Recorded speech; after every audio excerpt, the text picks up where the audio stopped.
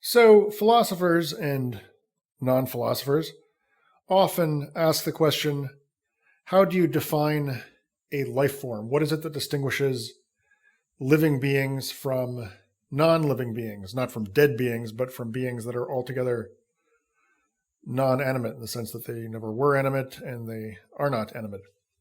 Well, it just occurred to me.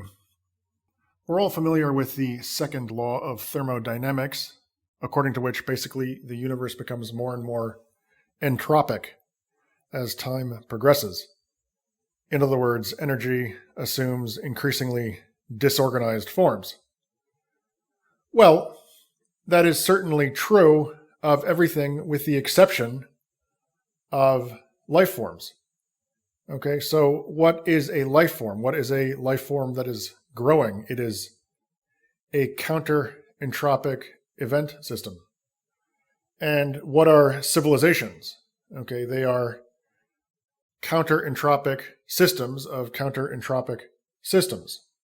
Whenever you consider any kind of biological or metabiological entity, you find that when it is not dying, it is counter-entropic. So to the extent that it is not itself approximating in its condition to that of a non-living being, to the extent that it is not itself dying, it is a counter-entropic event system, a counter-entropic structure or organization. And whenever you consider a non-biological entity, it is entropic. It obeys without any qualification, without any restrictions, the second law of thermodynamics. The only qualification, I should have said with only one qualification, the only qualification is when some living being intentionally inhibits its disintegration from a condition of being more organized to a condition of being less organized. So, what is life? It is counter-entropy.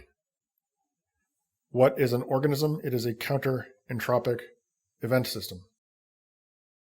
And this fact, it seems to me, is incompatible with the assertion made by atheists typically that whatever can happen will eventually happen. So, for example, all right, let me give you a little background. A number of philosophers and thinkers of a non-atheistic turn of mind tend to say that if there were no God, if there were no higher power, if the universe were simply physics-driven, then life would be inexplicable. And then people who are attempting to refute this argument say that given enough time, any possible configuration of molecules or events will come into existence. The position of those who say that life is just random, that it's just a case of that which could happen happening, is obviously deeply unsatisfying. It obviously is a rather tortured position. It is not what is going on.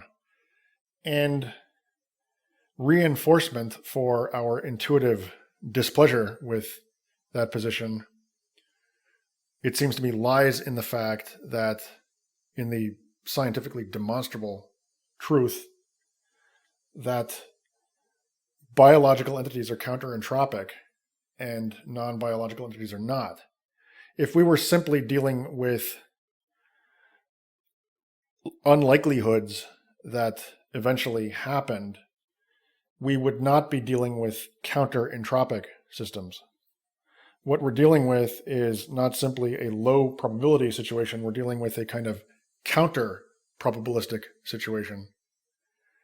And therein, I believe, lies the logical substance of the intuition that people have, that they rightly have, to the effect that life cannot be glibly explained just in terms of low probabilities eventually being given their day under the sun.